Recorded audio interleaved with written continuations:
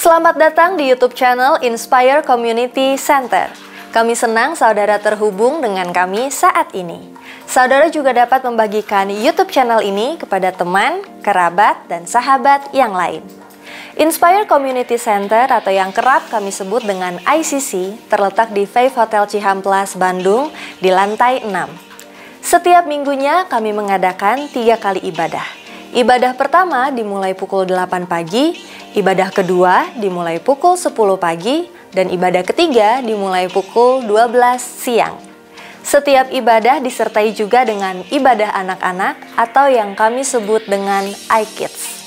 Jadi tunggu apa lagi? Mari beribadah bersama dengan kami. Saudara, untuk dapat bertumbuh kita memerlukan orang lain. Dan ICC memiliki komunitas kecil yang kami namakan iClick. Dalam iClick, kita bisa bersekutu bersama saudara seiman lainnya, saling membangun dan juga menguatkan. Tersedia komunitas kecil untuk keluarga atau married couple, single, dan mahasiswa atau college. Saudara bisa memilih lokasi atau waktu yang sesuai dengan ketersediaan waktu saudara. Daftarnya di link berikut ini ya. Setiap hari itu baik, sebab ada Yesus bersama kita. Amin. Everyday with Jesus. Saudara bisa mendapatkan renungan setiap hari yang akan dikirimkan ke WA saudara.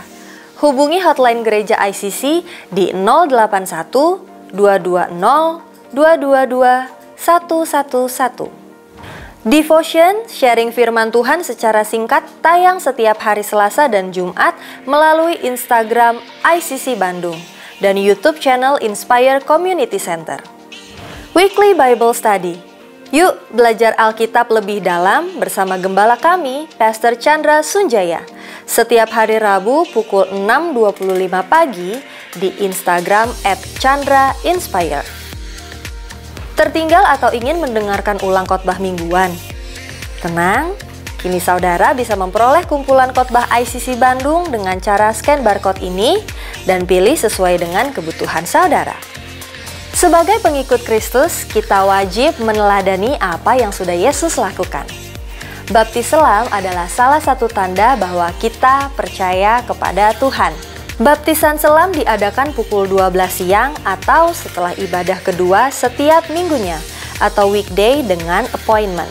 Saudara bisa mendaftarkan diri mengikuti baptis selam di 081 220 222 111. Saudara dapat memberikan persembahan melalui e-banking atau m-banking dan transfer ke nomor rekening berikut ini. Selamat menikmati firman Tuhan yang akan dibagikan. Mari kita catat, bagikan, dan lakukan setiap firman yang kita dengar hari ini. Saudara, 20 menit, 25 menit, jadi singkat, tepat, kita akan belajar bersama-sama tentang Great Toxic Relationship. Jeremy, thank you udah buatin ya. Kita udah bincang-bincang banyak ya. Dan sudah ngopi bareng kan. Meeting dan meeting ya. Nah, Bapak Ibu teman-teman, kita berharap ada great relationship, hubungan yang baik. Tapi dalam kenyataan hidup hari-hari sekarang ada istilah toxic. Toxic itu adalah disampaikan adalah orang yang beracun. Orang yang beracun. Berbisa atau memberikan dampak buruk terhadap orang lain, terutama terhadap kejiwaan. Nah, dengan demikian saya ingin tahu dulu berapa banyak dari saudara yang baru menikah, angkat tangan yang baru menikah. Menikahlah satu hari, haleluya, puji Tuhan. Oke. Dengan rendah hati yang sudah menikah, angkat tangan ya. Dari wajah sudah kelihatan ya, banyak pergumulan. Nah, sebagian besar ini belum pada menikah. Tangkap ini, saya ingin share sesuatu ya. Sebelum Anda menikah, benar-benar mata Anda harus dibuka selebar-lebarnya. Ya, mengenal karakternya, hatinya, keluarganya, bobot, bibit, dan yang lain-lain. Tapi kalau sudah menikah, nasi sudah jadi bubur.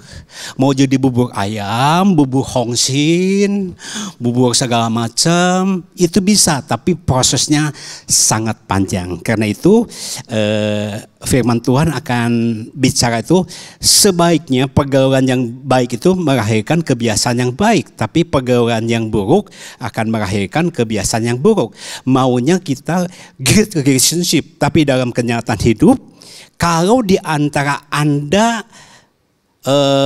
dan sadar Anda toksik, kiranya firman Tuhan ini akan bisa menjadi satu kesadaran untuk ada kerinduan untuk diubah Tuhan dan dibimbing dalam konseling dan yang lain-lain. Katakan amin.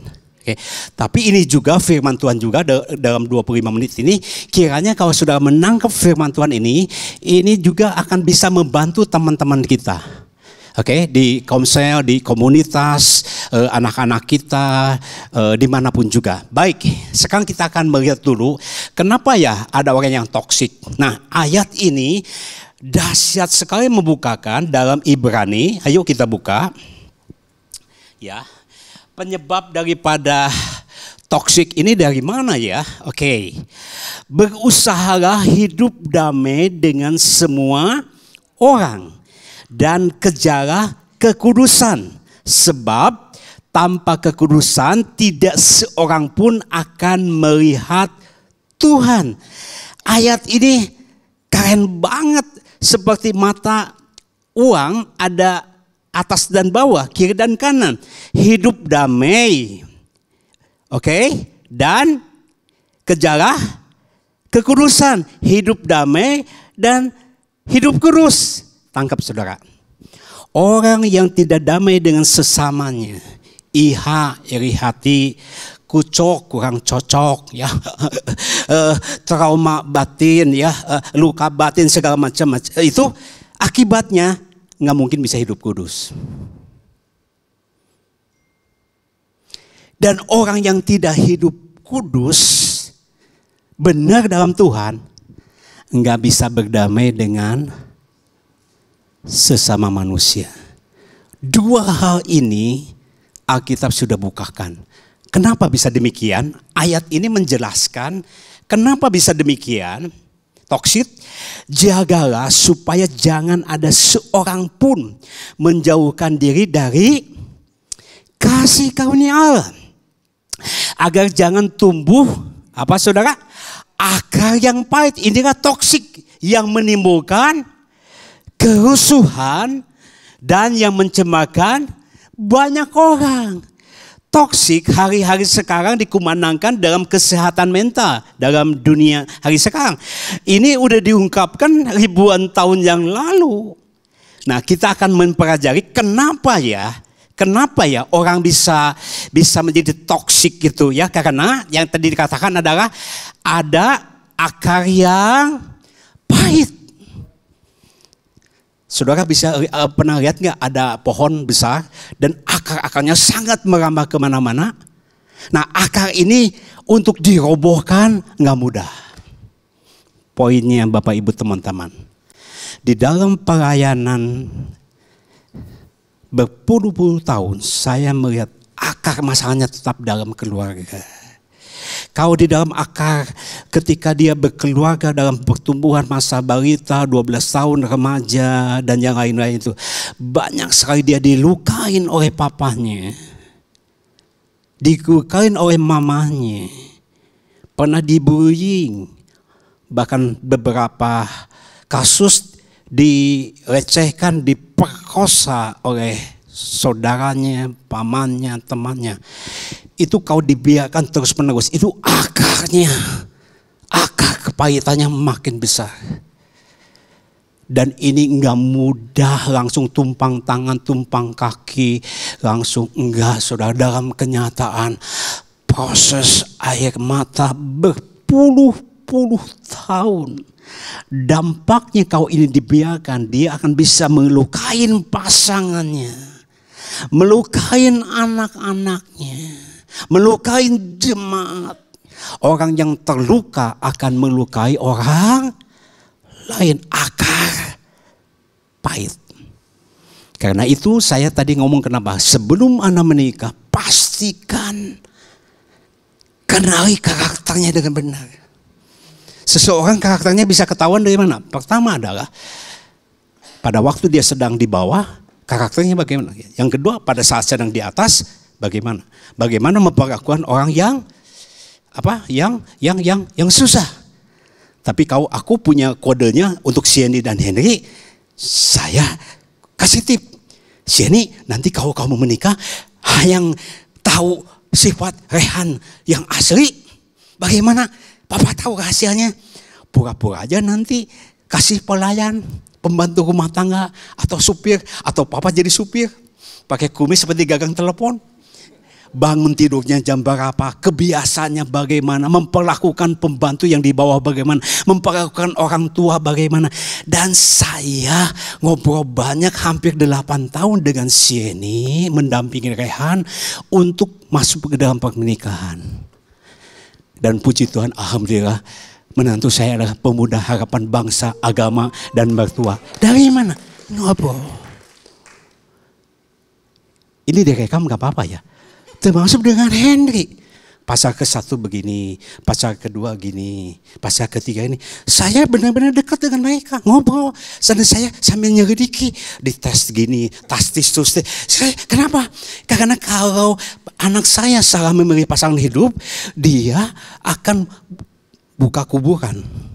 Semua potensi, semua kapasitas, semua talenta akan terkubur karena dia akan terus bersama-sama.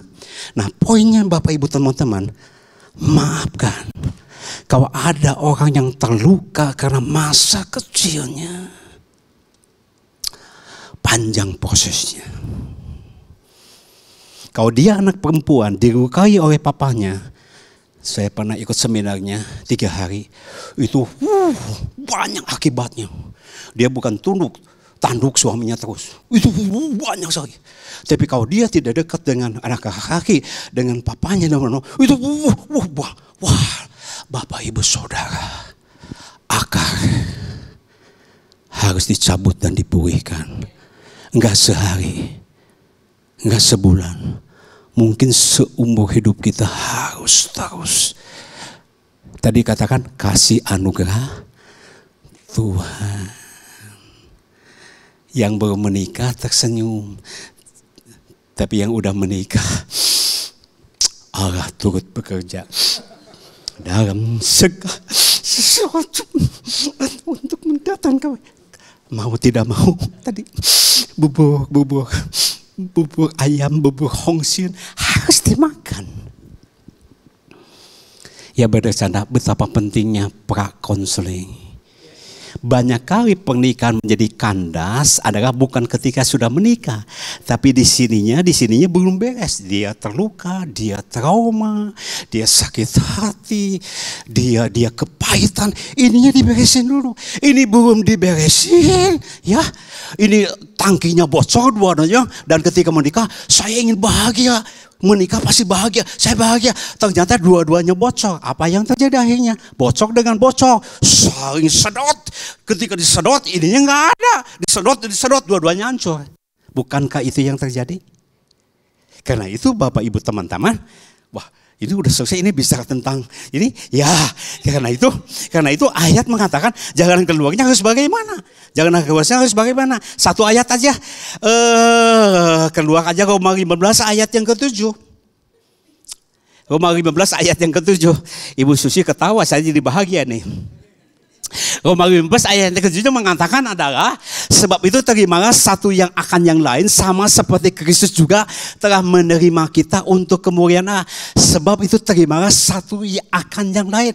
Baik lagi harus dibawa kepada Kristus. Enggak bisa konseling terbatas, coaching terbatas, nggak akan bisa cicing. Harus kembali kepada, harus mengalami perjumpaan dengan kasih Kristus. Kepahitannya, luka batinnya, traumanya, dia harus menerima kasih Kristus. Dan ketika menerima kasih Kristus, baru dia ada kekuatan untuk melepaskan pengampunan demi pengampunan kepada orang yang pernah menghancurkan hidupnya. Amin, amin, harus amin, katakan amin. Nah, poin ini tidak bisa dijabarkan, mungkin di camp-camp bisa. Nah, dengan demikian, anu nyieun bisa ngomean.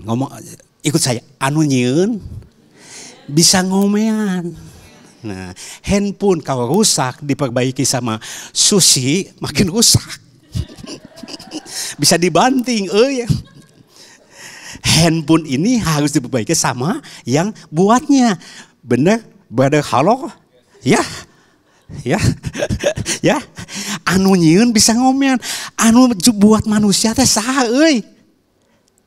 Gusti Yesus, hanya Yesus yang bisa mengubah hati manusia.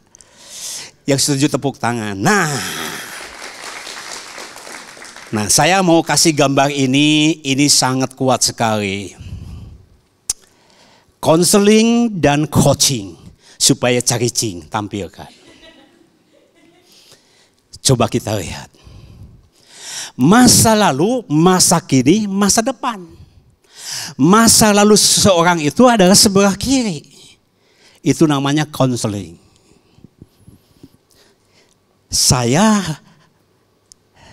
S1 saya, baru saya sadar ternyata ketika buka ijazah, sertifikasi saya negara itu adalah guidance and counseling. Baru sadar, sugante psikologi, sudah tahu lama. Terus minor saya ngambil S2 di Parubin, itu adalah counseling juga. Jadi selalu aku mengatasi semua masalah dalam pelayanan segala macam dengan counseling. Curhat, dia bagaimana nyeri hati, ya, nangis-nangis, air mata, dari hidung ingus, dari nyonyot. Tapi setelah saya bertumbuh belajar, terlalu lama konseling itu sebenarnya. Bagus, tapi hanya 20%. Orang itu masa lalunya cukup sekian. Harus dibawa ke depan masa kini kepada coach. Dibuat setelah kamu begini harus bagaimana ke depannya. Planning kamu bagaimana bangun pagi, mau sekolahnya di mana lagi, biayanya bagaimana lagi, res apa yang harus kamu lakukan, bagaimana dengan istri kamu, suami kamu, pengampunan, coach ke depan. Nah, ada banyak sekali penanganan tidak sembuh. Kenapa? Karena ke belakang terus, lama. Terus aja nangis, udah gitu tomat, kadang-kadang tobat, kadang-kadang kumat. Terus aja ditumpang tangan, masa lalu terus, enggak. Cukup sebentar 20% konseling, pemulihan, amin. Kedepannya ada coaching, dibawa ke depan. Amin, amin, katakan amin. Masa lalu cukup sekian. Kedepannya diantar, didorong kepada visi ke depan. Karena itu sangat match sekali khotbah Brother Chandra, my pastor. Anu bager dan kasep pisan. 4 kali saya ikut duduk di sana terus. Dia bisa apa? Tampilkan. Siapa nama anak Yusuf? Gak usah, ini tetap aja. Anak pertama Yusuf apa? Masa lupa. Siapa anak Yusuf? Manasye. Allah telah membuat aku lupa. Itu adalah konseling, cukup. Tapi sesudah itu jangan terus di sini terus. Aduh kamu nangis ya, aduh kasihan kamu. Aduh, puluhan tahun gak berubah-ubah. Dibawa kepada coaching, kepada ke depan. Anak kedua yang siapa namanya?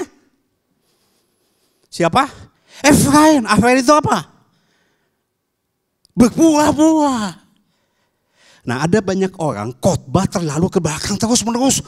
Masa lampau, oke, luka batin, pemilu, terus aja terus. Masa lampau, gambar sekali-kali oke. Tapi ini masa lampau, jemaat dibawa kepada nostalgia. Masa lampau terus. Zaman sudah berubah terus. Cukup 20%.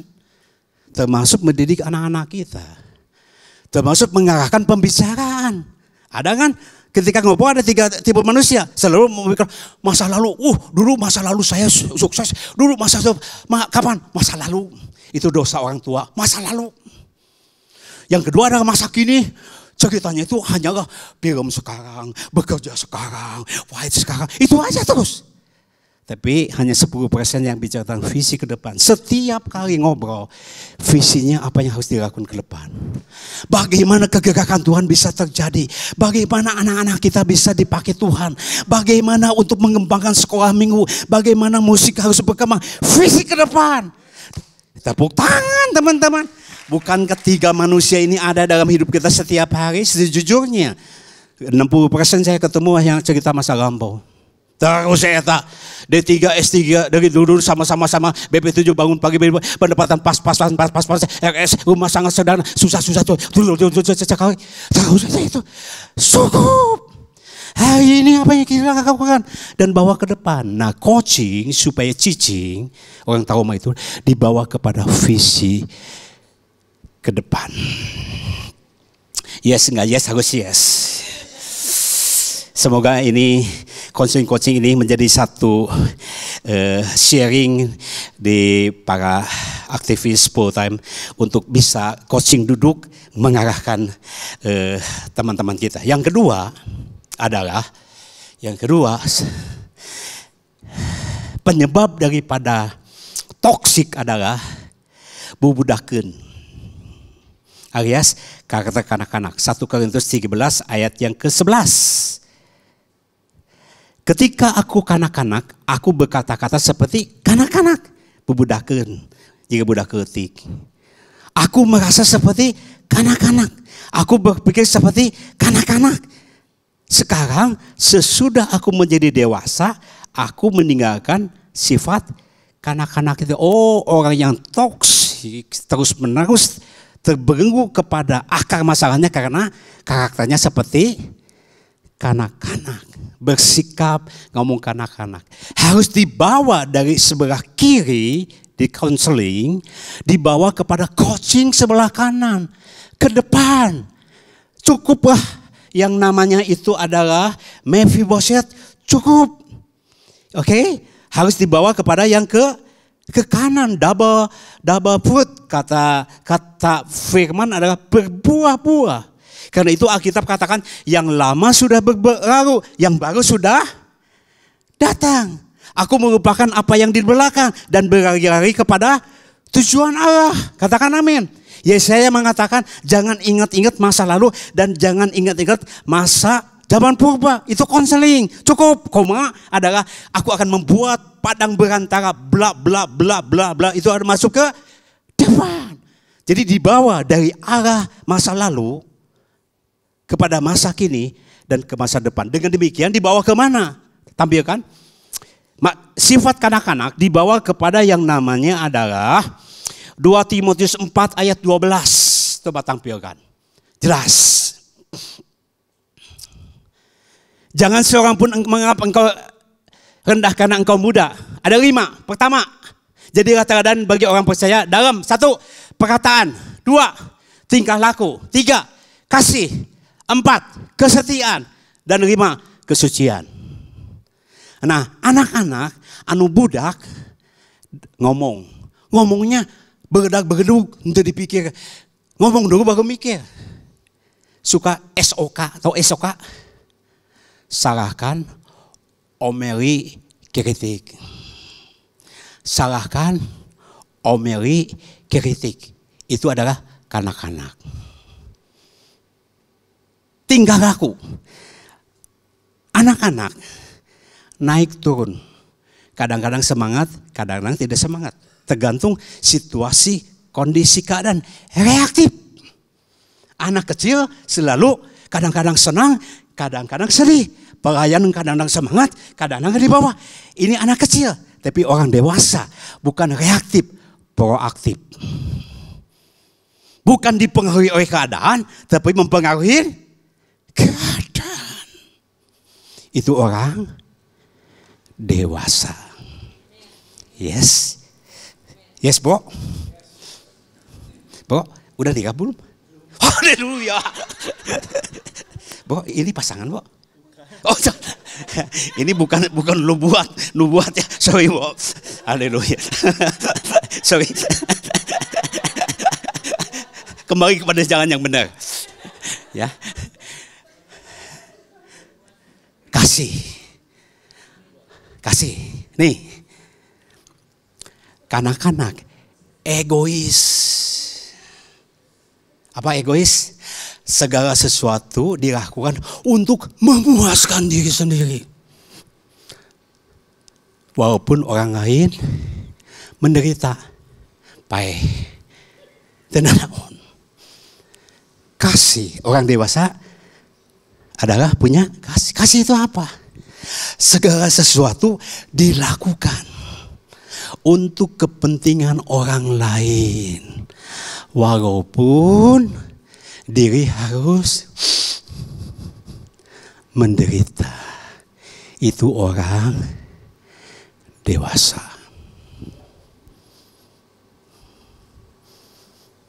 Yes. Cari orang yang dewasa. Bukan kanak-kanak. Ayah kumis tebal juga gagang telepon. Ayah kakakuan juga budak keletik. Terakhir, kesetiaan. Anak kecil pasti tidak setia. Gonta ganti pacar seperti gonta ganti kaos kaki. Ganti aja terus. Gonta ganti pelayanan, gonta ganti gereja, gonta ganti pekerjaan. Teman saya dengan bangga ngomong, Pak Tim, mesti 37 kali gawe, pantesan maafkan, tamatan Unpar, tapi hancur hidupnya. Karena jika cincau, geus pindah, nggak jadi. Itu karena kekanak-kanakan. Tapi orang dewasa itu setia.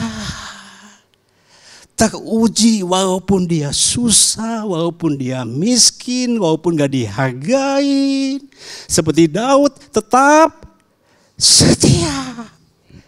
Dan pada akhirnya Tuhan katakan, sabarlah hambaku yang setia.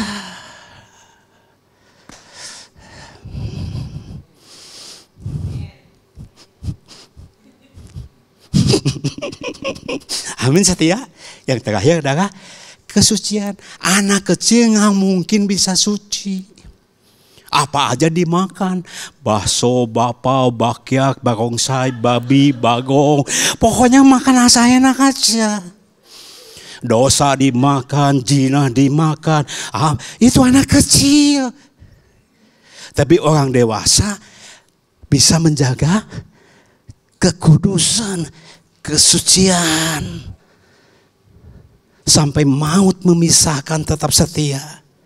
Itu hanya orang dewasa. Ya, waktunya 2 menit lagi kita akan selesai. Penyebab daripada toksik, akar pahit. Jalan keluarnya, kasih Kristus. Pemulihan hati Bapa, hati Kristus.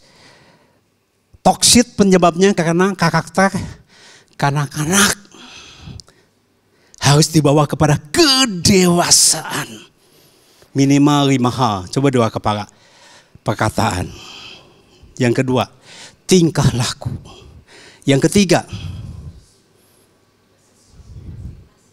kasih. Yang keempat, kesetiaan. Yang kelima, apa? Kesetiaan. Kalau pilih pasangan hidup, pilih karakter 5 ini. Kalau engkau pilih karyawan, ya Brother Chandra, stop. Calon GM, pilih yang 5 ini. Ya, di sini ada saudara saya itu Arman. Arman adalah orang yang setia. Yes, dipegang sama istri supaya jangan kemana-mana kelihatannya. Tapi ada anak kamu, Man. Oke, setia. Man, udah 20 tahun ya dengan aku ya. 20 tahun setia. Kamu benar sama pemuda harapan bangsa, agama dan mertua. Yang terakhir adalah